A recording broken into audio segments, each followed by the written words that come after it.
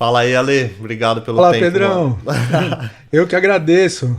Porra, Trocar essa generosidade ideia aí. total. Vamos nessa. Muito bom. Deixa eu, Deixa eu te falar, velho. Você sempre fez esse rolê home office, na real, né? Então talvez a pandemia, na verdade, te deu a possibilidade das pessoas entenderem que é possível. Porque agora você tá fazendo umas gravação à distância. É. E Então, cara, o que eu tenho falado pra galera é que parecia que faltava uma gotinha d'água que foi a pandemia para todo mundo mergulhar de vez nessa onda de poder gravar, mixar, masterizar não presencial, né?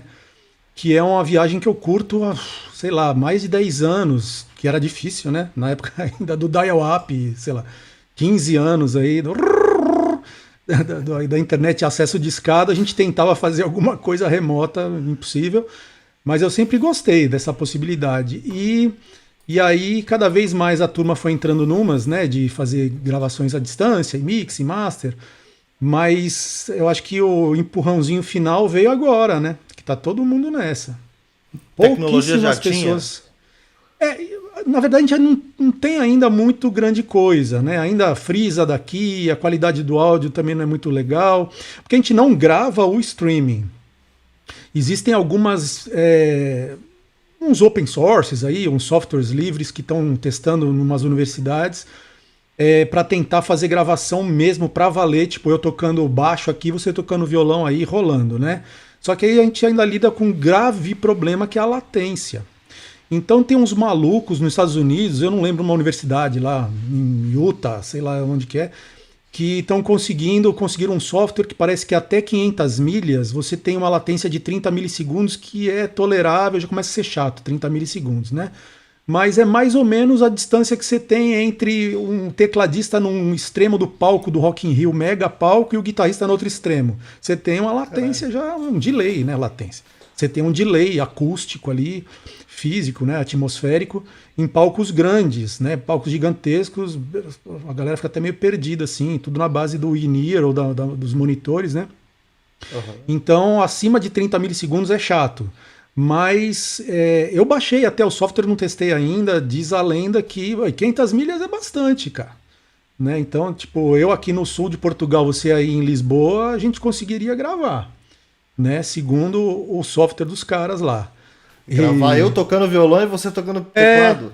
é. Uou, porra, E isso tem é uma galera na foda. Suécia. Então, porque o pessoal tá agora se mexendo, isso que eu digo. Foi a gota d'água, porque, bicho, a gente precisa trabalhar, a gente precisa comer, vamos embora. Então, assim, foi um empurrão final para quem não era muito, não curtia muito, né? Eu sempre curti, mas muita gente não. Fala, pô, mas muito tecnológico, isso é meio chato. É porque assim, eu adoro presencial, você sabe disso, né? Super bacana, tá com a pessoa, bater um papo, de preferência num sítio à tarde, tomando um chá. Eu adoro a prosa, eu gosto muito mais do face to Facebook do que o negócio das mídias sociais. Eu odeio mídia social, não tenho nenhuma. Mas ferramentas tecnológicas que propiciam eu reencontrar músicos com os quais eu não trabalho há décadas, e não é exagero. Eu tô gravando um disco agora com o Zeca Assunção, fazia mais de 10 anos que eu não gravava com o Zeca. Um mega baixista acústico, né? Um monstro do baixo acústico da música brasileira. Fazia anos que a gente não gravava. E ele tá em São Paulo, ele é carioca, mas ele tá em São Paulo, a gente gravando, eu aqui em Lagos, né, no Algarve. Mas assim, não gravando, eu tocando e ele tocando, né? Mas eu Sim. dirigindo uma gravação com ele, junto no mesmo estúdio com o Visnik, pianista, com a Laíde Costa, é um disco da Laíde Costa, né? Cantando juntos. A Laíde tá junto com com o Zeca Assunção e com o Sérgio Reze, fazendo essas gravações. E eu tô dirigindo à distância, produzindo à distância, né? A gente tem uma ferramenta muito interessante chamada Audio Movers, que é paga, mas é barato. Que você consegue ter um streaming com qualidade, com uma latência, então não dá para tocar junto, mas eu consigo ouvir como se eu estivesse no estúdio. É a qualidade do estúdio que chega para mim. Seja nos fones, Uou. seja em monitor, mas chega para mim com a qualidade, se você estiver gravando em alta e tiver uma internet legal, que nem a minha aqui é legal, e do estúdio lá é tipo 200 de upload, sei lá, uma internet bem rapidona. Então, vai que vai. Ontem a gente parou, era meia-noite. Né? Beleza. Hoje não tem, mas amanhã de novo, vai até meia-noite. E eu fico aqui, cara, dirigindo com as partituras, né? E então, Mas o músico precisa ter um músico precisa ter um mic bom lá na casa dele. Quando é na casa. Por exemplo, nesse disco da Laíde, o Gessé Sadoc, que também é um dos maiores trompetistas do Brasil, gravou na casa dele, no Rio de Janeiro, um flugel pra gente, e foi uma delícia, porque com essa ferramenta, eu ouvindo e ajudando a dirigir aqui e tal, de Portugal, e o Wisnik de São Paulo, a gente conseguiu ouvir legal e dirigir a gravação com essa tecnologia. E ele gravando, um som maravilhoso no home studio dele lá, e tudo certo, ficou lindão. Depois ele me mandou o arquivo, né? Os arquivos, ele fez 2 takes, me mandou os 2 takes aqui e tal. E então com uma qualidade como se estivesse lá, né? Com a mesma resolução, né? Isso já é um grande avanço, mas o meu sonho é realmente conseguir botar a galera pra fazer uma gig online. E diz a lenda que já dá. Tem uma galera na Suécia, até um amigo meu, o Lars Nielsen, que é um sueco que tem um estúdio chamado Nilento, muito legal. Eu trabalhei lá em 2014. Ele está desenvolvendo com uma turma lá, mas aí vai ser pago, uma espécie de uma plataforma, acho que vai envolver hardware, é um negócio pesado, para 2021 também com esse intuito. Eu não sei se vai mais longe, né? Porque é o problema da latência mesmo, né? Tomara que eles consigam, porque aí a gente consegue. Pô, tem amigo que mora no Japão, que a gente não grava há anos, então tem esse outro lado. Tá triste o negócio, tem um monte de colega que tá sem trabalho, não tá brinquedo. Mas tem esse outro lado positivo, se dá para chamar de positivo, que aproximou também uma turma que estava afastada. Bicho, vamos fazer som, vamos fazer música, vamos tocar. E aí, você tá com um estúdio em casa? Tô, cara, eu comprei um Neumann aqui, um 87, comprei uma Apollo, uma Duet, uma Quartet. Porque todos os artistas, né, não só músicos, mas artistas, enfim, em geral, se viram ferrados, né? Porque vivem de aglomeração, né? Se for pensar, o lance dos concertos. O lance dos concertos. Tem uma cubana muito minha amiga que eu vou produzir um single agora dia 2 de novembro. Ela mora na Suíça e tem um trio com mais um cubano e um moçambicano. E eles vão fazer um concerto dia 1º, que acho que é domingo, de novembro na Itália, em Milão. E aí no dia 2 aproveitar para gravar e queriam que eu fosse para lá. Aí primeiro que eu fiquei cabreiro, porque a Itália não tá fácil também, o Covid lá tá pesadíssimo. E segundo que eu tenho muitas dúvidas se infelizmente vai rolar mesmo o show, cara. Porque a Itália tá, né, subindo pra caramba. E como ainda vai ser só dia 2, hoje é dia 20, né? Então, bom, tomara que estabilize e desça, porque são umas ondas, né? Mas eles estão tentando ir da Suíça, né? Eles estão na Suíça para fazer esse concerto na Itália, lá em Milão. Mas o concerto tá parado, cara, né? Agora, como eu não trabalho com show, com concerto, com live, a turma do estúdio tá se virando dessa maneira, cada um na sua. Tem um flautista, meu amigo, que tem um ultra estúdio gigantesco que dá para botar orquestra dentro, lá em São Paulo, que é o Espaço Cachoeira, que é o Shen Ribeiro. Ele tá com um estúdio que cabe uma orquestra tocando sozinho uma flauta lá, gravando para mim umas flautas. Pô, mas tá trabalhando, cara. Que a gente tá, né, pagando direitinho, ele tá trabalhando. Então, sim. Né? Porque eu acho que ao mesmo tempo que é foda, quem tá conseguindo produzir conteúdo, seja ele qual for, também tá tendo uma resposta grande do público, dos próprios fãs, né? Tá todo mundo com saudade também, né? Não, e outra, tem um outro lado também, um outro fator, só pra gente não ficar na negatividade aí, tem um outro lado positivo também, que assim, cara, democratizou geralzaço, tá todo mundo online, consumindo pra caramba, consumindo e pago inclusive, porque tem um monte de monetizações aí, né, então, paradoxalmente, né, tem gente que tá bem, bicho, com live e... Pô, com um monte de visualização no YouTube, nos seus videoclipes, ou lá no Spotify, não sei o quê. Então, quem tá fazendo seus corre aí e vendendo curso online, fazendo mentoria, né, você tem hoje em dia uma demanda muito grande virtual. Né? Infelizmente, em detrimento do corpo a corpo, do tete a tete, aí do presencial. Mas, pô, explodiu num grau assim que, pô, dá pra capitalizar também, né?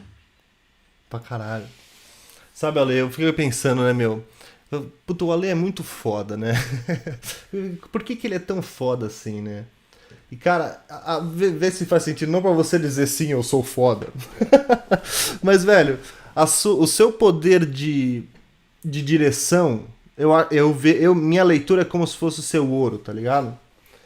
Porque eu acho que o seu poder de direção ele pode conversar com qualquer outra área criativa. Por exemplo, eu também comecei a dirigir muitas coisas à distância hoje, muito mais do que eu mexi aqui na câmera, muito mais do que antes. E, caralho, é muito louco como eu fiz algumas direções e depois pararam. Tipo, daí o próximo, não, deixa que eu faço sozinho, e ficou uma merda. Porque eu acho que o poder de ter uma terceira pessoa acompanhando o processo é muito forte, né, velho? O poder de liberação, assim, sei lá, pra quem tá performando, né? É a coletividade, bicho. Não é nem ter alguém dirigindo.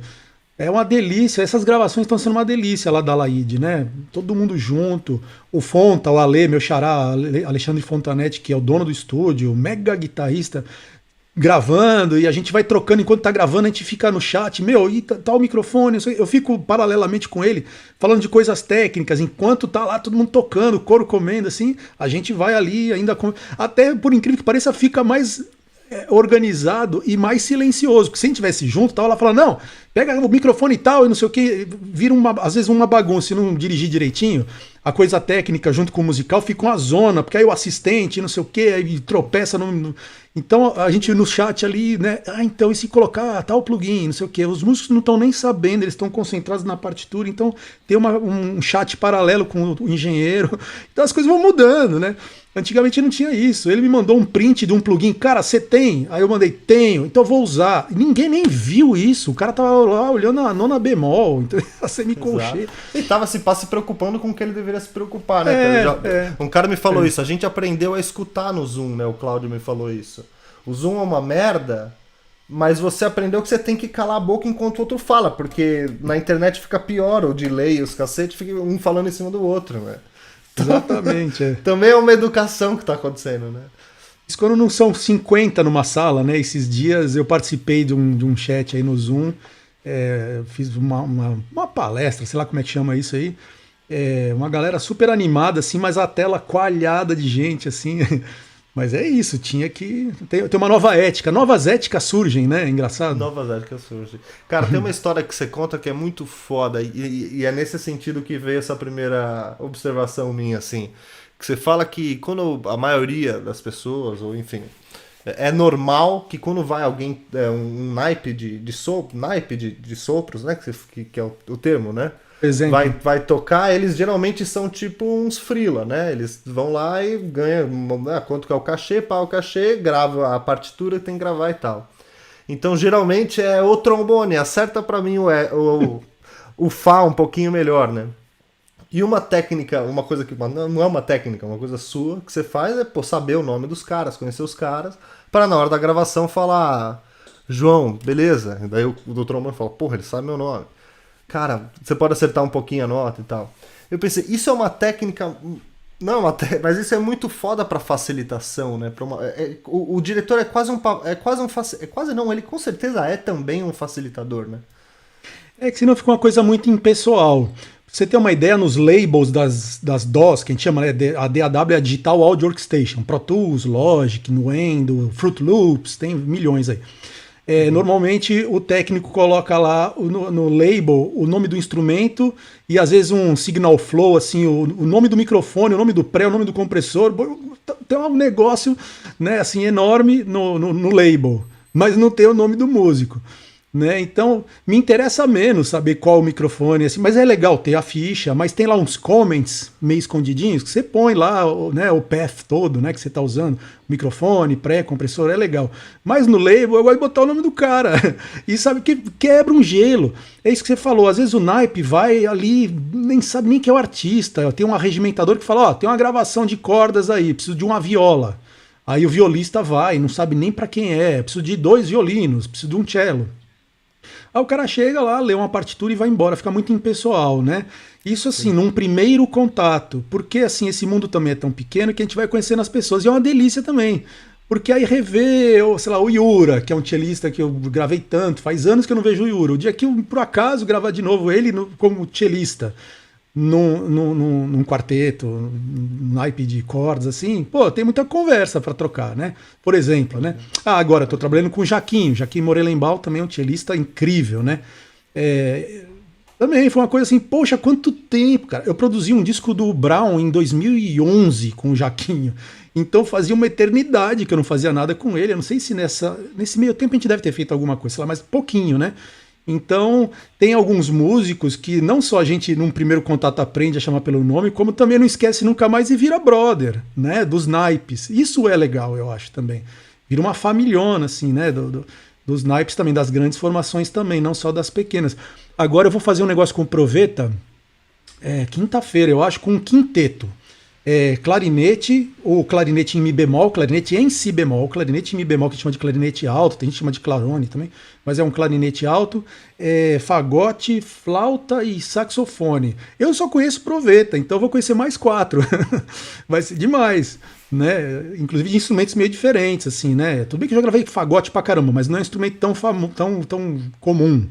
Né, clarinete Mi bemol, até hoje eu só gravei com o Dirceu Leite algumas vezes, mas só com o Dirceu, então também não sei quem é o clarinetista que vai tocar. Então você conhece mais pessoas né, e o nome conversa, cara, isso é ótimo, né?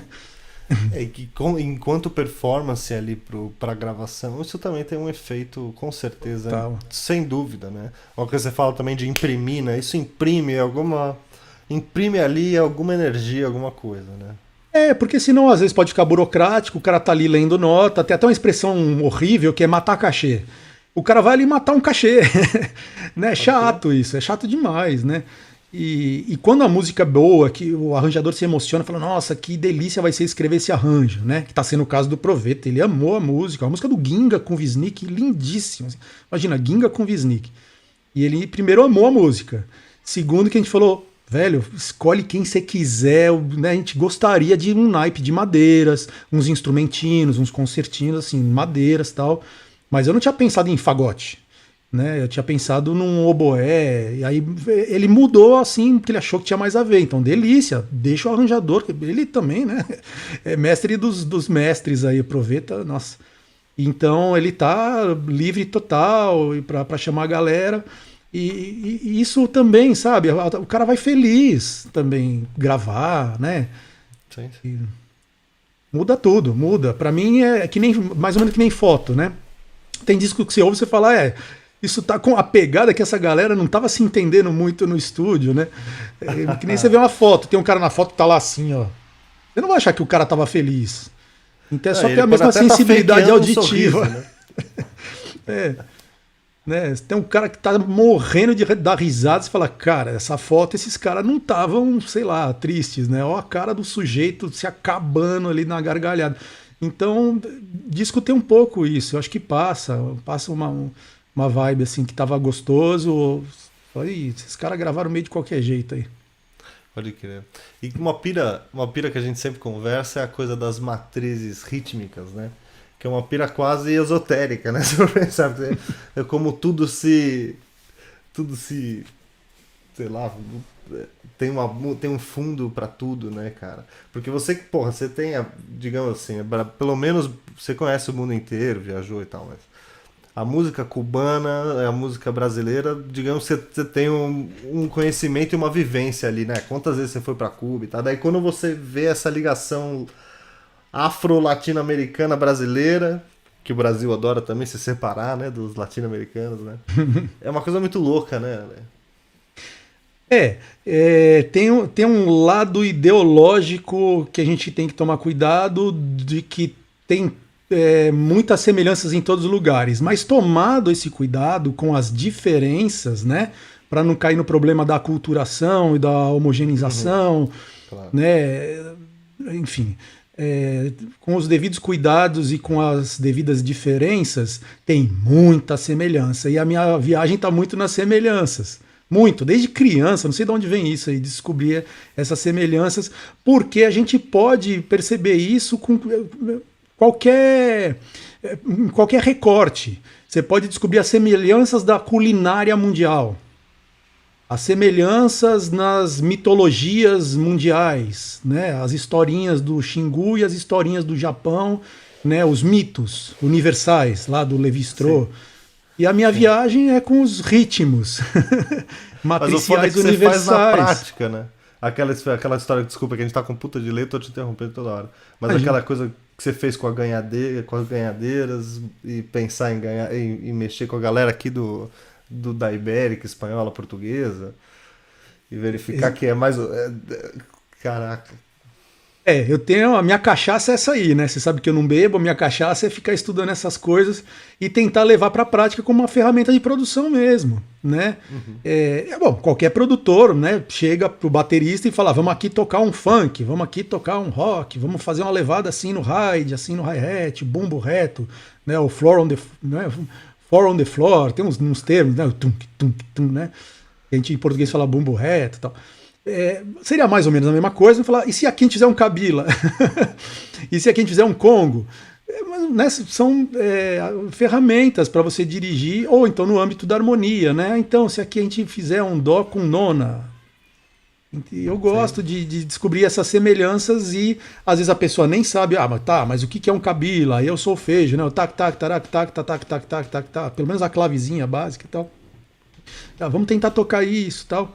E aí juntar com algumas outras coisas. Por exemplo, se você juntar justamente esse tipo de cabila ou samba de roda com a galera da Carolina do Sul, lá, os Gula, lá nos Estados Unidos, você não precisa nem dirigir, cara. Você deixa a galera tocar. Dá tudo certo. Tudo certo.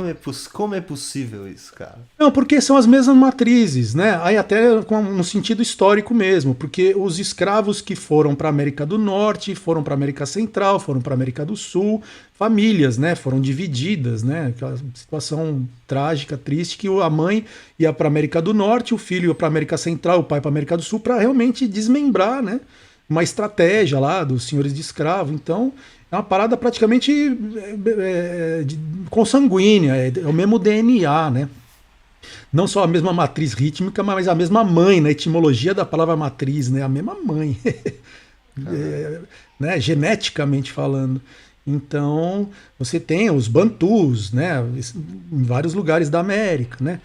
E indo mais longe, longe que eu digo cronologicamente, diz que até os índios têm a mesma genética. Os índios da América do Norte têm alguma coisa a ver com os índios da América Central, América do Sul, né, que parece que vieram de uma região do extremo leste da Ásia, uma parada assim, por exemplo, da Mongólia, numa época da glacial, sei lá, eu não sei, não entendo de genética, mas tem uma viagem assim, que num período lá de glaciação, sei lá o que, conseguiram passar pelo norte, alguns asiáticos, por isso que os índios têm características genéticas que são semelhantes aos asiáticos. Aí tem até linguista que entra numas que tem línguas parecidas de tribos indígenas e com asiáticos. Então, geneticistas que afirmam que o gen de índios americanos é o mesmo gen de asiáticos. Então, é uma parada genética. Então, é a mesma comida,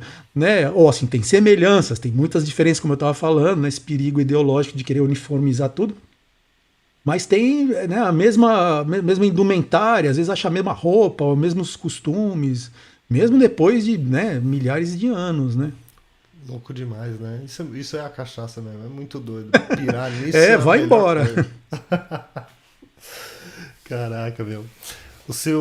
Eu queria falar de uma história que eu já ouvi você contando, quando você gravou em Cuba e em que circunstâncias saiu aquele Grammy. Porque a história é muito bonita, tá ligado? Tem uma cena que você conta onde um inglês está lá presente e todos os latinos se emocionam com aquilo porque eu acho que essa sua história ela é meio que o cerne do seu trabalho na minha visão, assim, um cara que consegue dar uma liberdade criativa pro artista num nível muito muito brutal mesmo. Isso que você está falando foi em 2003, gravando o Omar a Portuondo, uma música chamada Siliego a Besarte. Ela cantando lembrou do finado marido falecido, e começou a chorar e com aquela voz embargada, e nós latinos, todo mundo ali chorando. E o inglês chegou e falou assim, o dono da gravadora, eu não entendo vocês, cara, isso pra mim é constrangedor, isso é ridículo. E todo mundo olhou assim. Né, a gente tem, é engraçado, realmente são outros costumes, né? E aí quis que regravasse, porque ele achou que tava feio, enfim. Aí isso em 2003, quando foi.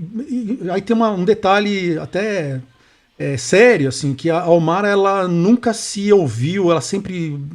Ela nunca gostou de estúdio, ia lá, botava voz, o arranjador fazia uma voz guia imitando ela, olha que. Isso é que é constrangedor. Isso é que é feio. O arranjador fazia, isso eu tô dizendo assim, anos 40, anos 50, né? Desde o quarteto Las Daida, lá, sei lá. Né? Sempre teve esse costume, assim, do arranjador, do produtor, da galera fazer tudo, e aí a cantora ia lá e botava a voz e ia embora. Então ela nunca gostou nem de se ouvir, o que é uma coisa estranha, né? Forte isso. Nunca, não. Gravava lá, ia na sala de gravação, pegava a bolsa e ia embora. Isso nesse disco em 2003, foi a primeira vez que eu gravei com ela, eu achei isso muito forte. Quando foi em 2007, que eu fui produzir um disco novo dela, inclusive aí foi independente, já não tinha nem gravadora mais, foi eu e o Suami Júnior, que é um parceiraço meu, brasileiro, que eu levei para Cuba também e tal, e também é uma pessoa muito sensível, né, tal. Aí a gente começou um processo com ela. Ô Mara, vamos começar a escolher o repertório? Ela... Como escolher o repertório? Você fala lá, eu canto. Não, Omara, o que você gosta de cantar? Ela, mas eu que pergunta posso escolher? Eu já era uma senhora, sei lá quantos anos, 80 anos de idade, sei lá, não sei quantos anos tem a Omara, mas ela já era uma senhorinha, né? Já com 70 e muitos, 80 anos, sei lá, isso 2007. Não, claro, vamos escolher o que você curte cantar. E aí começou um processo, ela começou a chegar mais de levinho e tal. Aí, um belo dia, ela, olha, eu posso colocar a Rocio para participar do disco, a netinha dela, que na época tinha, não sei, menos de 10 anos de idade, eu não lembro, uns 8, 9 anos de idade. Claro, vamos abrir o disco com você cantando com a Rocio. Posso fazer isso? O disco é seu, Mara, vamos começar, faz uma brincadeira, traz ela pro estúdio aí, faz uma brincadeira, a gente põe um microfone aí e colocamos ela com a Rocio. Aí ela começou a ver que o negócio podia ser gostoso, né? O processo todo de criação e tal. Aí ela arriscou, né, assim, olha, esqueci o nome do filho dela, Ariel. O Ariel, pra você ter uma ideia, o filho dela é instrutor de mergulho, é tudo menos músico. O Ariel um dia compôs uma música, imagina, uma música. A gente pode gravar a música do Ariel? Eu falei, não, traz pra cá. Chamamos o Chuchu Valdez, assim, que é... mega pianista para gravar a música do Ariel, a única música que ele compôs na vida, né? Um instrutor de mergulho que não é músico, e fizemos ela piano e voz. Eu não lembro se tem alguma outra coisa, mas acho que é basicamente piano e voz, ela e Tio Valdez, assim. E ela foi se encantando e foi adorando participar do processo. No final das contas, foi o único Grammy dela até hoje, depois de trocentos mil discos que ela gravou na vida lá, né? E ela adorou o processo, se soltou, foi uma delícia, né? Era meio um trauma, sei lá, né? Ela tinha. Acho bem simbólico essa parada desse Grammy. Eu não ligo para negócio de Grammy, não, mas acho que foi muito, muito simbólico nesse sentido, né? Muito simbólico. E aí todo mundo chorando sem nenhuma polícia enchendo o saco ali, nenhum superego falando, olha, isso aí, se comporte, menino. Mas é muito simbólico, né? Porque uma artista como ela, criar o gosto do estúdio, criar o gosto da música, da hora da gravação, é muito simbólico nesse momento, assim. E a gente pode pensar em liberdade, a gente pode pensar em autoridade, em repressão, né, em como isso atrapalha o processo criativo sempre, né, em qualquer área, né, cara. Se não tiver combina, paixão, né? ali, não vai, né, mano? Pode dar certo, pode vender, né? Pode vender, tá ligado? Porque o dar certo não é vender, né? Tem muita coisa aí que vende pra caralho que você sente que não tem emoção nenhuma. Mas, artisticamente... Tem uma passagem, que eu não sei com quem que aconteceu isso aí, mas contam aí nos bastidores, uma passagem que um músico desses feras foi gravar num disco super comercial, e aí chegou, fez um solo maravilhoso, e o produtor meteu o dedão no talkback, né? Pra quem não sabe, talkback é uma comunicação entre quem tá na técnica e o músico que tá na sala de gravação. falou: não, não, não, não, não, cara, ó, sem emoção.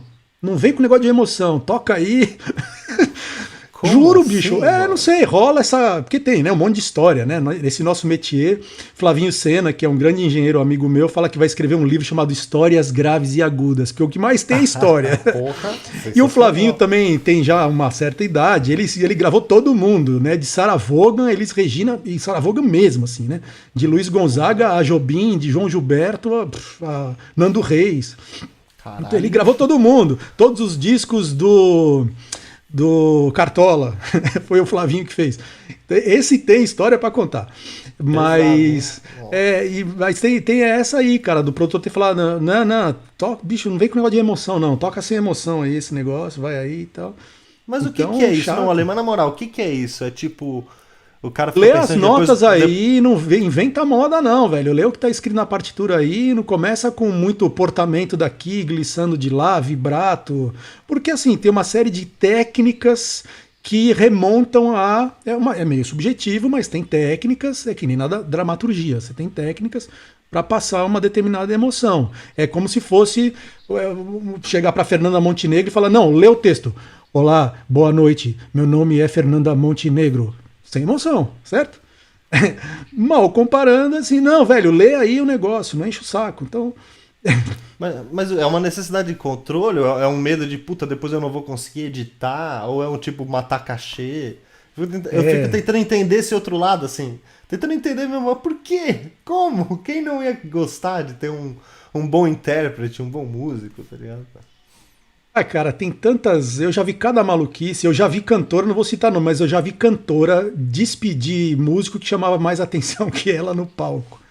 Porque o cara era um Ah, absurdo e roubava a cena. Enfim, eu já vi cada coisa, bicho. Demitiu, falou: não, esse cara é parecido demais. Ele não era parecido, o cara era gênio. E a certo. cantora, Ok. enfim, tem tanta loucura. É, porque passa por uma série de idiosincrasias. Aí começa a entrar numa coisa meio da psique, né? Tem Total. muita, tem muita realmente história. Caralho. E Ale, hoje, vamos dizer assim, você já tem uma história, né? Se hoje você fechasse a lojinha, você já poderia falar, tô bem, tá tudo certo, né? Assim, pelo menos enquanto carreira, né? Hoje qual que é a sua busca, cara? Ou é a mesma busca? É a mesma, Pedrão, porque eu sou um estudante compulsivo, cara. Hoje de manhã eu já estava estudando, hoje daqui a pouco à noite eu vou estudar. Eu adoro estudar. O que é estudar? Eu leio um monte de livro. Hoje em dia com a internet, cara, eu caio nessa armadilha do YouTube aí, que eu vou assistir um vídeo, daqui a pouco eu assisti 500 vídeos, são 3 horas da manhã. E eu vou marcando, né? Então eu tenho as minhas listas, né? Essa coisa de matriz mesmo é um mundo, né?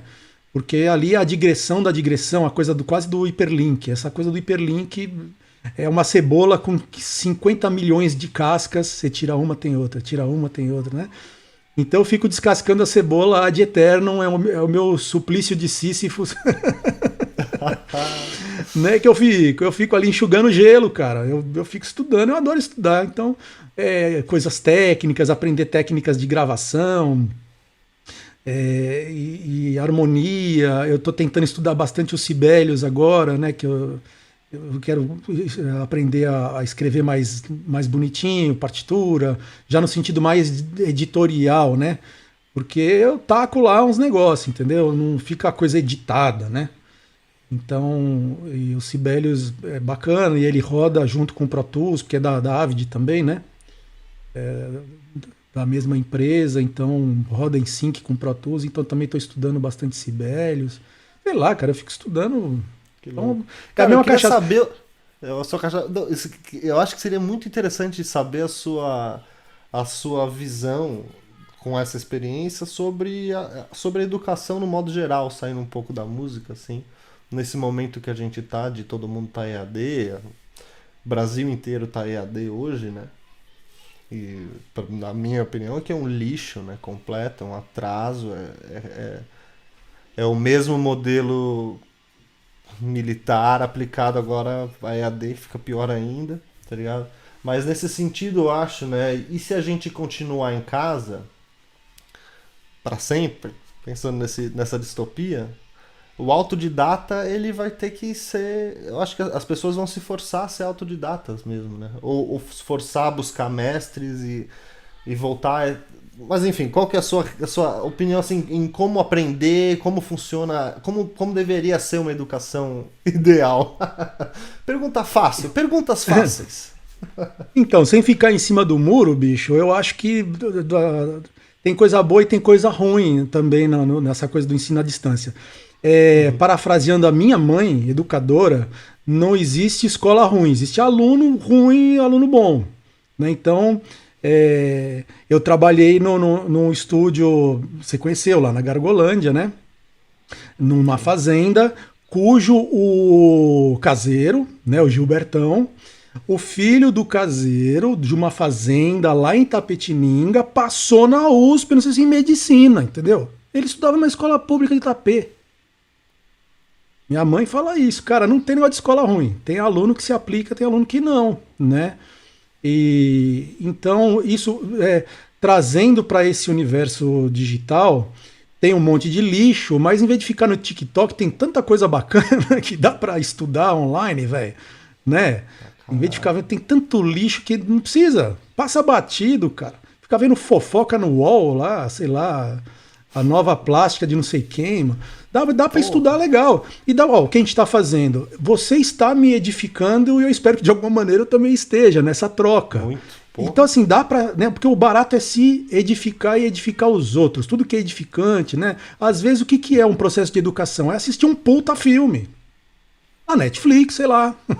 Volta e meia tem umas coisas massas na Netflix. Não precisa ser só os pastelões lá, né? Tem coisa legal, cara. E documentário, eu adoro documentário. Sou viciado em documentário também. Então tem vários jeitos de se educar, né? E uma coisa que eu acho muito bacana e que é legal a gente aprender com as culturas afro-americanas e ameríndias, vamos dizer assim, né? Assim, é a oralidade. Então, não necessariamente você precisa ter um ensino formal, aquele do século XVIII, tudo documentado, que é importante, mas a tradição oral, sei lá, dos griots africanos e dos caciques e dos pajés e das lideranças indígenas e a importância desses senhores mais velhos, como, né, isso já é uma lição, né? Esses caras, né, são os professores que valem muito, né? Nas suas comunidades, né? Bem diferente até do que o que a gente acha que é legal, o professor de Oxford, não sei o quê, e quando ele se aposenta ele vira um merda também, cara. Na nossa cultura ocidental, não é? Sim. O cara não é mais nada, o cara é um velho inútil aposentado. Então isso já é uma lição com as tradições orais, né? Que não prescindem aliás, que prescindem, né? É isso que não precisam né, da documentação, né? Isso já é uma lição, cara, né, dos anciãos, né, da gente aprender com o professor mais velho, né? Então, e aí, trazendo para o meu, né, aqui para minha bolhazinha, a parada de produção, assim, eu tô todo dia aprendendo com os músicos, todo dia, é um mega aprendizado, todo dia. Pode ser um acorde que eu nunca fiz na minha vida. Uma vez eu fui tirar uma música na casa do Chico Buarque, eu fui lá cifrar uma música dele, o cara de pau, fui lá no AP dele, e aí comecei ele tocando, eu anotando, aí ele tocou um negócio, eu falei, pá, eu nunca vi esse acorde na minha vida não, cara, era um acorde nada demais, entendeu? Não é aquelas coisas do Ginga, né, o Ginga bota um dedão, ele usa o dedão que põe atrás do braço, não sei se vocês já viram isso. Ele põe aqui na frente, dá pra ver aí, ele põe na frente umas coisas sinistras, bicho. Não é isso, era um acorde lá, era uma dominante com a terça no baixo, um acorde com sétima, bemol, com a terça no baixo, mas o shape que ele montou lá eu nunca tinha visto, enfim. Ele morreu de dar risada e falou, cara, como é que você nunca viu isso aqui? Né? Então você aprende às vezes até coisinhas ali, corriqueiras, cotidianas, você só tem que estar aberto, né? Cada percussionista que eu vou gravar, eu pergunto, pô, como é que você faz essa levada? Como é que você chama isso aí e tal, né? Velho, eu acabei de gravar um negócio aqui no Mosteiro da Batalha, aí pra cima, né? Não é norte, é no centro de Portugal, né? É perto de Santarém, perto de Fátima. Sim. E eu fui lá. De Coimbra, né? Acho que sim. Eu fui de carro, peguei minhas traias aqui, microfone e tal, fui gravar Ivan Vilela, que é um estudioso de viola da USP, da nossa, entre aspas, né, a viola portuguesa, que aqui tinha, né, a braguesa, braguesa, eu acho, campaniça, vários tipos de viola, né, que foram parar no Brasil, enfim. E ele, né, um violeiro que virou um estudioso lá da USP, está fazendo um trabalho aqui de relação entre essa viola caipira dita brasileira com a sua mãe viola portuguesa, com os 4, 5 tipos de viola diferentes que tem aqui, né? Que nessa tal da braguesa, tal, né, campaniça, tal, beiroa, tem uma tal de viola beiroa, que por sua vez são filhas do alaúde. E ele fez esse caminho, cara, muito louco. E eu fui gravar ele no Mosteiro da Batalha, que aula prática, né? Não foi na universidade, não foi no EAD, não sei o que, eu fui lá gravar. Eu não sou besta nem lá, nem nada, levei meu filho que está estudando música, falei, ó, você vai faltar na escola, eu fiz ele faltar na escola. Você vai faltar na escola, você vai ter uma aula hoje. Que vai ser uma puta aula. Velho, você vai ter uma aula hoje.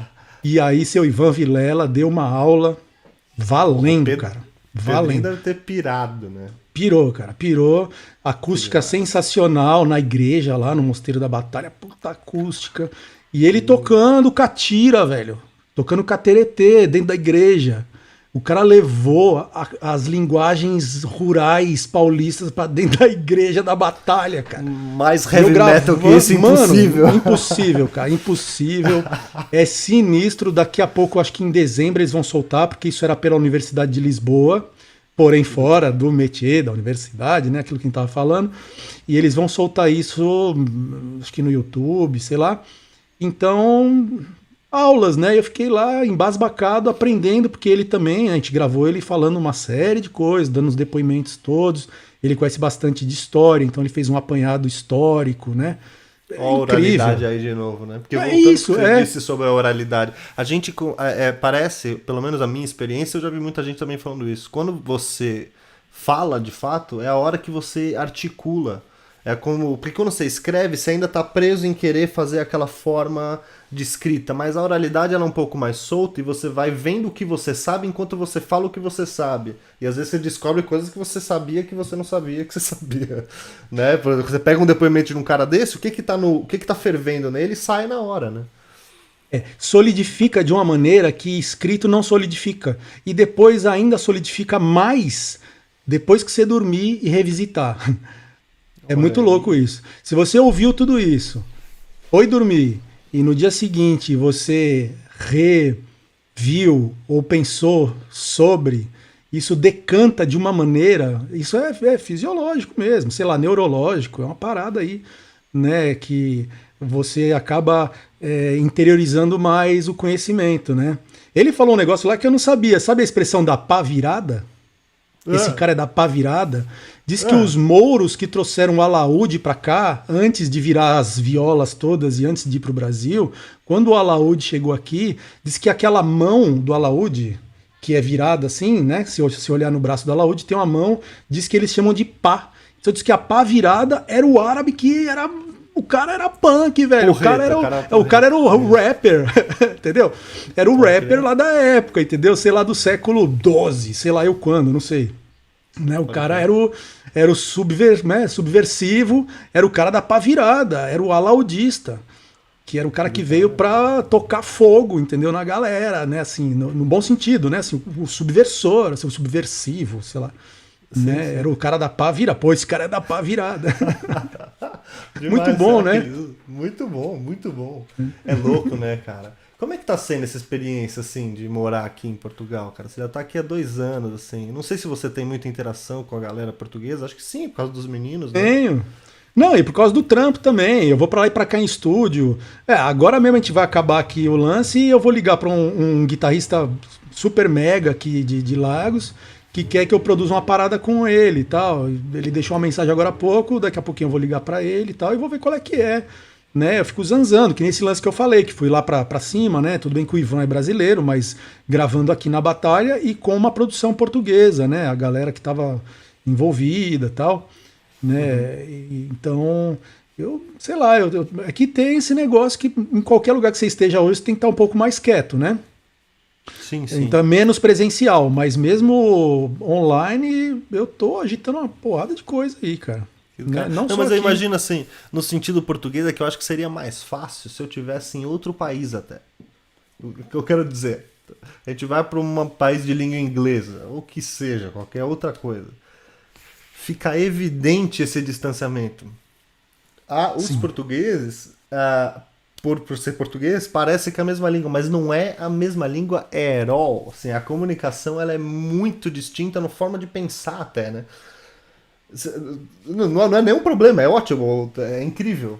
Faz parte. Mas é um outro recorte do que a gente estava falando. Que a gente pode, cuidando das devidas diferenças, do brasileiro que quase virou um nhengatu, né? O português do Brasil, que quase virou realmente uma nova língua, como o crioulo cabo-verdiano virou, né?